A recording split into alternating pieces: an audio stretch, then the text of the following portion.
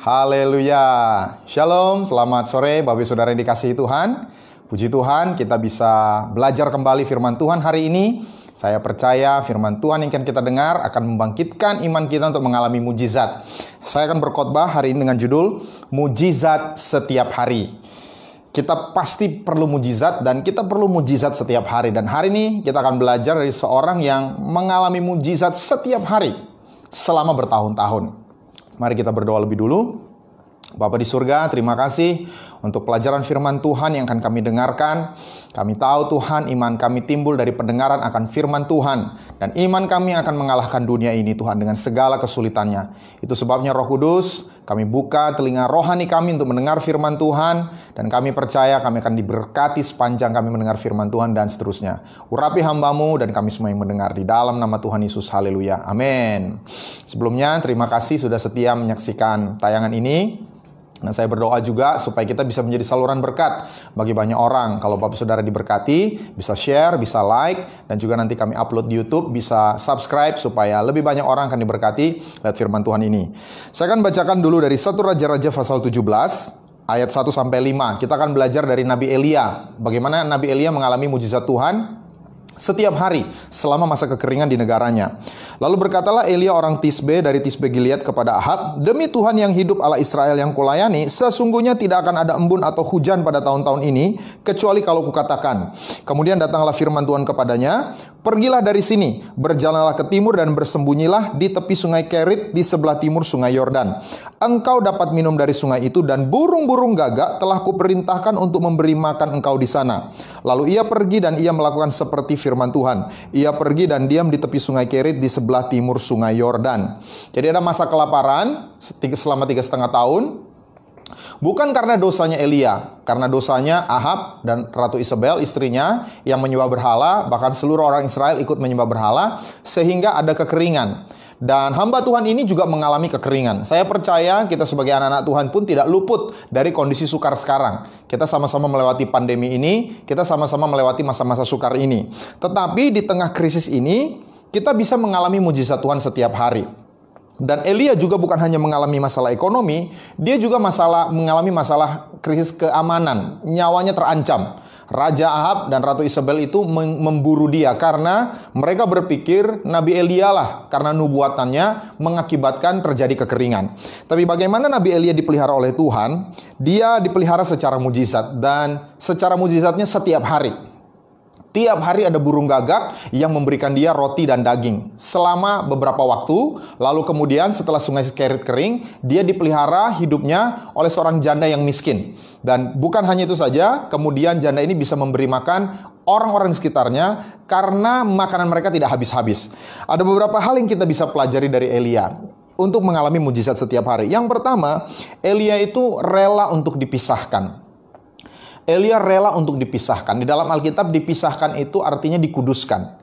Elia bersedia mengalami proses dari Tuhan. Di 1 Raja-Raja 17 ayat 3, "Pergilah dari sini, berjalanlah ke timur dan bersembunyilah di tepi sungai Kerit di sebelah timur sungai Yordan." Jadi Elia disuruh pergi dari tempat asalnya. Saya tidak tahu dari mana dan Alkitab tidak menyebutkan dari dia apakah masih di Tisbe Gilead atau dia sudah merantau ke tempat lain. Tapi yang jelas dia sudah tinggal di satu tempat dan Tuhan suruh pergi. Dan dia taat. Dan bicara pemisahan, disuruh pergi ke satu tempat, di Alkitab itu berkaitan dengan proses pengudusan dalam hidup kita. Jadi kalau kita mau mengalami mujizat setiap hari, kita harus komitmen untuk mau dikuduskan oleh Tuhan setiap hari.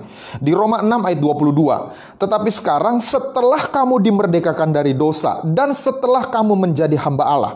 Jadi sesudah kita dimerdekakan dari dosa, sesudah kita ditebus oleh Tuhan Yesus, kamu beroleh buah yang membawa kamu kepada pengudusan.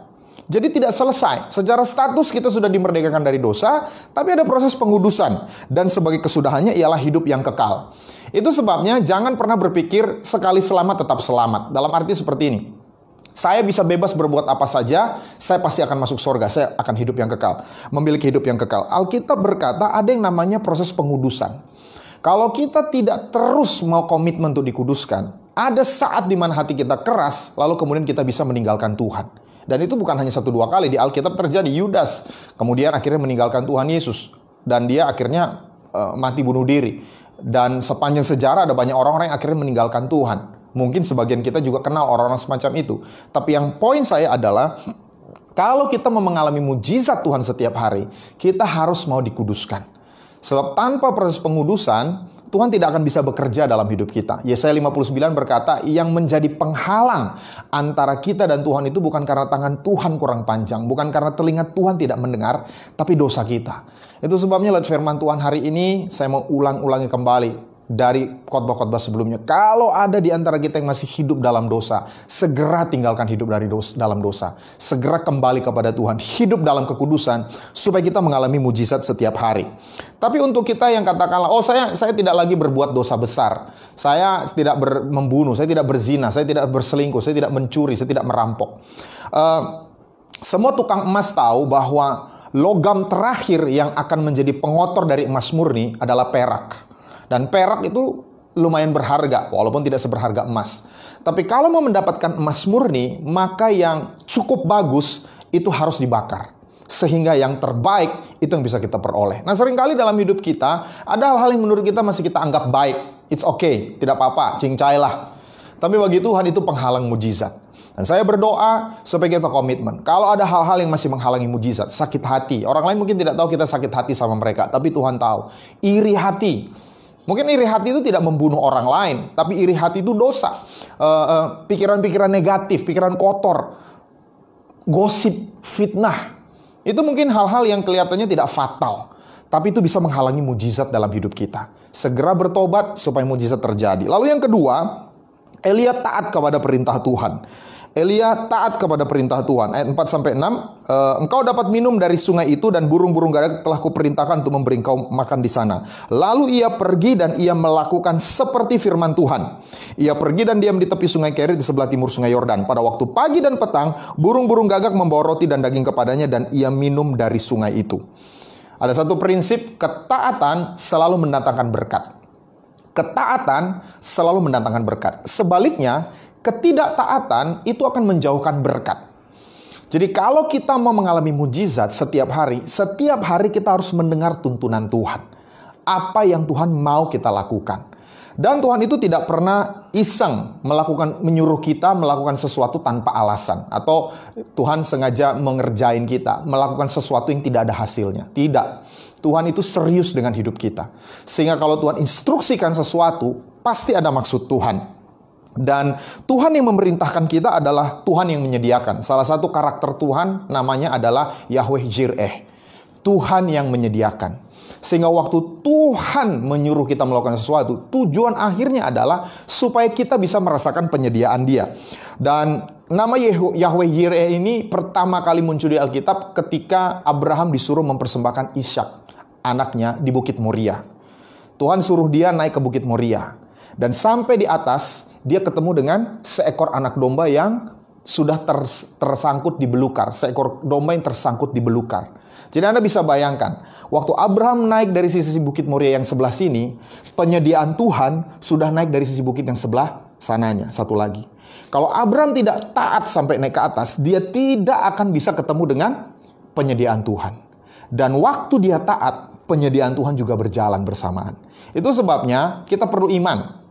Waktu kita sudah dengar suara Tuhan, berimanlah, bertindaklah. Percayalah hati Tuhan. Tuhan itu Tuhan yang baik, Dia tidak akan mengecewakan kita. Itu sebabnya yang ketiga, kita harus belajar percaya setiap hari. Kita harus belajar percaya setiap hari. Yang menarik di ayat yang ke-6 tadi dikatakan, pada waktu pagi dan petang, burung-burung gagak membawa roti dan daging kepadanya. Jadi tiap hari, 2 kali malah, pagi dan petang. Artinya apa? Tuhan itu mau Elia beriman kepada Tuhan, belajar percaya setiap hari. Saya berpikir, kenapa supaya nggak repot ya, stok 3 hari. Karena kan dagingnya misalnya dendeng. Dendeng itu bisa tahan 3 hari. Supaya nggak usah bolak-balik, di stok aja 3 hari. Tapi kenapa burung gagaknya itu hanya bawa stoknya untuk 1 kali makan pagi, 1 kali makan sorenya. Karena saya percaya Tuhan mau Elia bergantung kepada Tuhan setiap hari. Elia datang kepada Tuhan setiap hari. Elia berharap kepada Tuhan setiap hari. Itu sebabnya di Matius 6 ayat 11, doa Bapa kami berkata, berikanlah kami pada hari ini makanan kami yang secukupnya. Tujuannya apa? Supaya besok kita berdoa lagi, berikanlah kami pada hari ini. Supaya besoknya lagi. Kenapa? Karena Tuhan mau kita berhubungan dengan Dia. Bagi Tuhan tidak sulit untuk melakukan mujizat. Bagi Tuhan yang Maha Kuasa sangat mudah. Dia bisa buka tingkap langit, turunkan manna tiap hari selama 40 tahun. Dia bisa kirim burung gagak setiap hari 2 kali sehari. Dan by the way, burung gagak ini sebetulnya burung yang jahat ya, konotasinya mencuri. Tapi burung yang konotasi jahat pun bisa dipakai oleh Tuhan. Jadi mungkin ada orang-orang yang jahat dalam hidup kita, Tuhan bisa pakai mereka untuk memberkati kita. Tidak ada susah bagi Tuhan. Tapi yang Tuhan mau kita setiap hari, katakan setiap hari. Setiap hari terus-menerus belajar bergantung kepada Dia. Amin. Dan ini definisi kedewasaan rohani. Seringkali kita berpikir semakin dewasa itu semakin mandiri. Anak yang dewasa, dia semakin mandiri, semakin tidak bergantung kepada orang tua. Perusahaan yang dewasa semakin mandiri, tidak bergantung kepada perusahaan induknya. Tapi secara rohani justru sebaliknya. Semakin kita dewasa rohani, semakin harusnya kita bergantung kepada Tuhan. Kenapa? Karena semakin dewasa, ujiannya itu semakin berat. New level, new devil. Itu ada hamba Tuhan berkata. Level yang baru, tantangan baru, setannya lebih besar. Sehingga kita harus lebih banyak bergantung kepada Tuhan. Dan Elia, dia belajar bergantung kepada Tuhan setiap hari. Dan singkat cerita, sungai Kerit kering. Ayat 7, tetapi sesudah beberapa waktu, sungai itu menjadi kering, sebab hujan tiada turun di negeri itu. Jadi sekarang masalah muncul. Mungkin burung gagaknya masih setia, mau mengirimkan, tapi sungainya kering. Dan Tuhan memberikan jalan keluar kembali. Tuhan kita setia, amin. Ayat 9, bersiaplah, pergilah ke Sarfat yang termasuk wilayah Sidon dan diamlah di sana.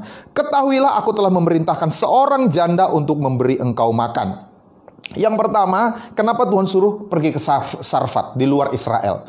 Dan by the way, Sarfat ini letaknya di seberang barat Israel, di daerah Sidon. Jadi dia harus berjalan kurang lebih 160 km melintasi dataran terbuka. Sementara ada banyak prajurit kerajaan sedang mengincar nyawanya. Tapi kenapa Elia taat? Karena dia percaya satu hal, Tuhan tidak pernah salah menyuruh. Tuhan pasti ada maksud. Dan karena perjalanan ini Tuhan yang suruh, maka pasti Tuhan akan menjagai. Tidak ada yang bisa mencelakai dia. Dan singkat cerita, dia bertemu dengan seorang janda yang akhirnya menolong dia. Dan dia belajar poin yang keempat dalam hal ini. Kalau mau mengalami mujizat setiap hari, bergantunglah kepada sumber berkat, bukan penyalur berkat. Bergantung kepada sumber berkat, yaitu Tuhan, bukan kepada penyalur berkat. Perusahaan tempat kita bekerja, itu penyalur berkat. Klien kita, customer kita, bisnis kita, investasi kita, itu saluran. Tapi bukan sumber. Sumbernya adalah Tuhan. Dan Elia belajar itu. Kenapa? Karena di ayat 12, ternyata janda yang disuruh Tuhan untuk memelihara Elia ini bukan seorang yang kaya. Dia nggak punya cash. Dia nggak punya sawah. Dikatakan di ayat 12, perempuan itu menjawab, demi Tuhan Allahmu yang hidup, sesungguhnya tidak ada roti padaku sedikit pun. Jadi boro-boro dia akan bisa memberi makan kepada orang lain. Untuk dia sendiri tidak ada, kecuali segenggam tepung dalam tempayan dan sedikit minyak dalam buli-buli. Dan sekarang aku sedang mengumpulkan 2-3 potong kayu api, kemudian aku mau pulang dan mengolahnya bagiku dan bagi anakku, dan setelah kami memakannya, maka kami akan mati. Jadi bayangkan, setelah jalan 160 km, Elia ketemu dengan jandanya, ternyata jandanya miskin. Tidak punya roti, cuma punya tepung dan minyak. Mungkin dia sangat kecewa dan mungkin dia komplain, kenapa saya tidak di sungai Kerit saja, dipelihara oleh burung gagak. Tapi Elia percaya bahwa sumbernya tidak berubah. Salurannya bisa berubah dari burung gagak ke seorang janda miskin. Dan by the way, dua-duanya tidak bisa dikontrol. Dulu burung gagak tidak bisa dikontrol, tidak bisa dijadwalkan, tidak bisa dikontak kalau ternyata terlambat datang. Dan sekarang sama kondisinya. Tidak ada jaminan besok tepung itu akan muncul lagi. Harus bergantung sepenuhnya kepada Tuhan. Itu sebabnya kita juga harus belajar bergantung sepenuhnya kepada Tuhan. Puji Tuhan kalau kita masih punya pekerjaan. Puji Tuhan kalau kita masih punya income. Tapi saya mau beritahu, kalau kita mau mengalami mujizat, bergantunglah kepada sumbernya, bukan kepada salurannya. Filipi 4 ayat 19, saya berdoa supaya kita alami ini. Allahku akan memenuhi segala keperluanmu menurut kekayaan dan kemuliaannya dalam Kristus Yesus. Jadi Allah kitalah yang menjadi sumber di dalam Tuhan Yesus, sumber segala keperluan kita. Dan dia kaya. Dia berkata, aku akan penuhi segala keperluanmu menurut kekayaan dan kemuliaan Tuhan. Amin. Itu yang keempat, belajar bergantung kepada sumber berkat dan bukan penyalurnya. Dan yang kelima, ini yang saya mau tantang kita, memberi. Katakan sama-sama, memberi. Untuk kita mau mengalami mujizat, kita harus siap memberi. Karena apa yang kita tabur, itu yang kita tuai. Di ayat 13, tetapi Elia berkata kepadanya, janganlah takut.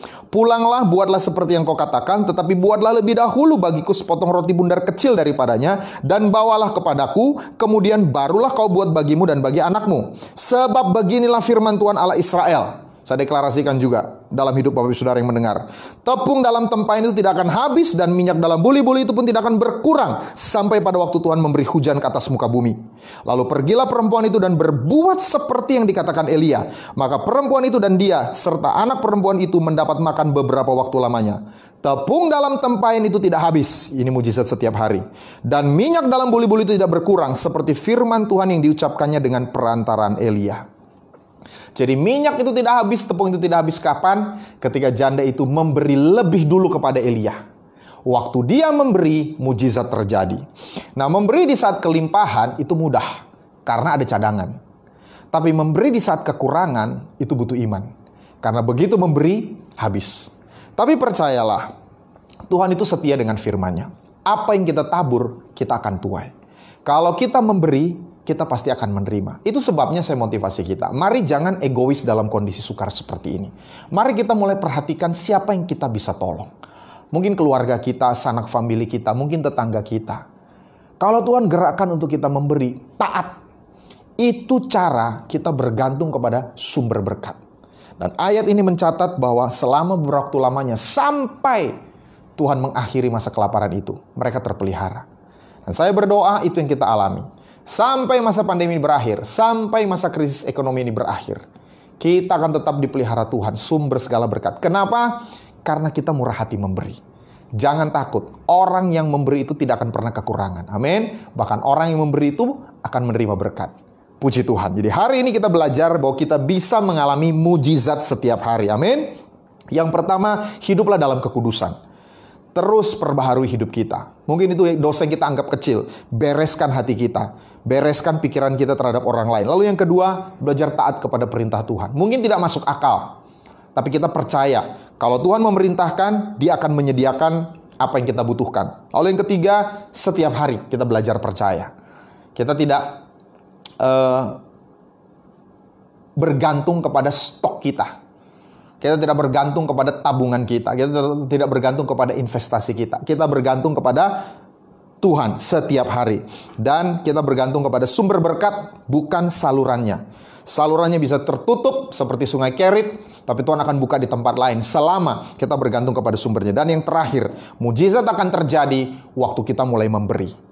Waktu kita menabur, kita akan menuai.